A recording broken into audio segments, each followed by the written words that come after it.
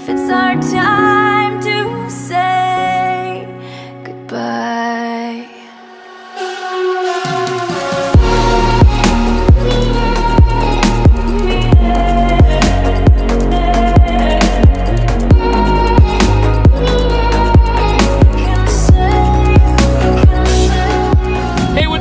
Tim here once again for another video review. I hope you're all having a fantastic freaking day, because I know I am. Today we're in Canada, we're in Quebec for a couple of days, and my buddies up here were kind enough to give me some car reviews. And the first one being, no big deal, 2017 Nismo GTR R35.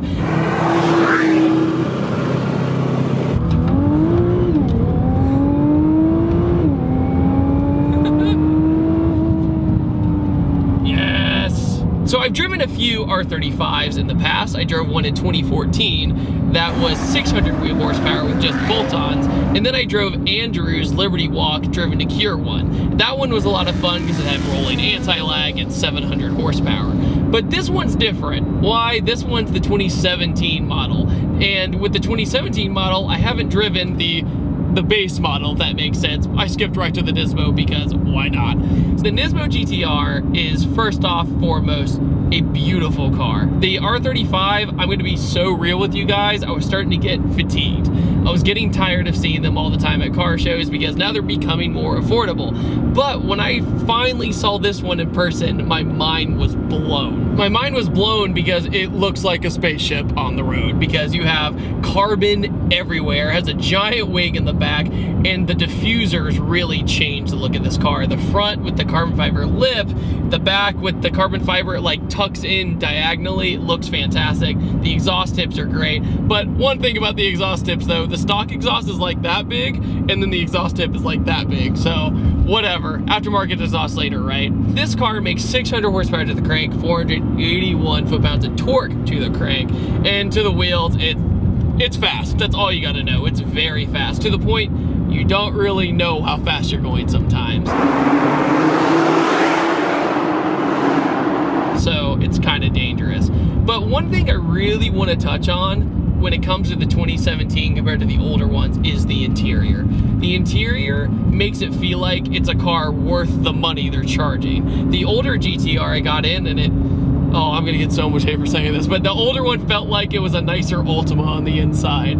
I mean, the seats were okay, everything was okay, but you get in this, it feels like a supercar. It feels special. There's Alcantara and suede everywhere. There's carbon everywhere. It has a certain supercar smell. Like when you sit in a Lamborghini or anything like that, it has like a certain whiff when you get inside. This has the same smell. I know, I compare cars' performance with their smell. That's stupid, but you know. I want to say though, the steering feels so good. I mean, you go around corners and everything. In these roads in Quebec, no offense, they suck. They are so bad here. We went across one road at an intersection and it was like a wave all the way across. And I'm like, this is not acceptable. But you know, bad weather equals bad roads. But my point is that the R35, this one, is going over it like it's nothing. It's no big deal. And when you put inputs into it around bins and things, it doesn't matter. But the transmission is the thing that shines the most in the GTR, without a doubt.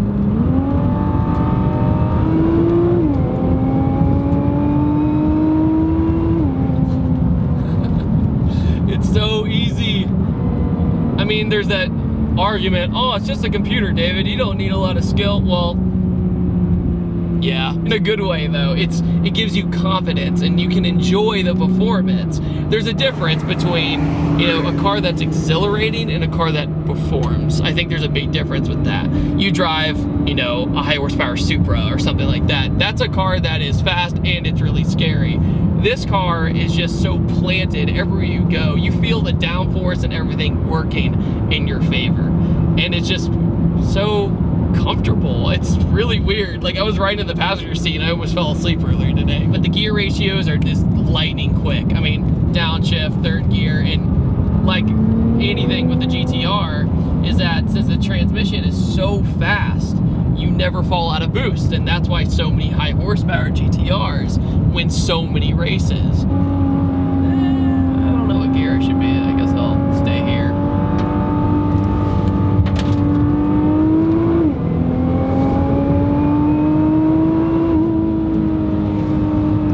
my God, it's so good. I hate when I get in supercars and I'm just like, God, everything else is, I get why it's so much money. Like, I get it, because you would go on a road rally or a road trip in one of these, you're just the king of the road. Like, any supercar nowadays are so good that you get in something other that's modified or something, you're like, okay, I understand now. The back seat is actually kind of usable if you have somebody average height, I guess. But once again, I still consider the GTR a two-seater car. I think of it as a two-seater car. The GTR is a big car. There's no doubt about it. It's a big car when you're parking it and stuff like that, but it gets kind of dwarfed when you start driving it. It doesn't feel that big. Like, yo, okay. Oh yeah, the brakes are ridiculous. Oh my God. The roads here are so bad, but it's so pretty out here. The mountains and everything is just gorgeous. Now, let me talk about the tires on this car. The tires, believe it or not, wore out in the first 2,000 kilometers. And that is literally what his tuner said and everybody said. You have to replace the tires pretty soon after getting one of these cars. There's just, the GTR's all-wheel drive system feels unlike anything else. I mean, it gives so much confidence in comparison to, say, an Evo or an STI or anything like that. Those are great, but the GTR feels planted all the time. Like, no matter what, it feels like you're gonna get around the corner. Does that mean you're invincible? No, but the Nismo is just far superior to the normal GTR. I remember when I drove the R35 the first time, and I was like, you know what, R35, that was a very fun car to drive, but do I need it? No, I don't. I had a great time. It was a good experience, but I don't need to do that. I get in this car, my mind is changed about the R35. It really is. I could drive this thing all day long and still have a smile on my face. I will say though, the brakes are freaking incredible. At any speed, you're gonna stop almost instantaneously. Fun fact about that, when older people see his car, they always take a picture of the brakes for some reason. They don't ever take a picture of anything else. And then, like, back to usual. As soon as I get in it, I can slow down just as fast, which is ridiculous. You're using every bit of this 600 horsepower. I mean, it's not one of those cars where they go, oh yeah, it says it's 600 horsepower, but I don't really think it's totally 600 horsepower. Another thing too, I've noticed, when you're cruising around, it literally sounds like you're driving like a jet.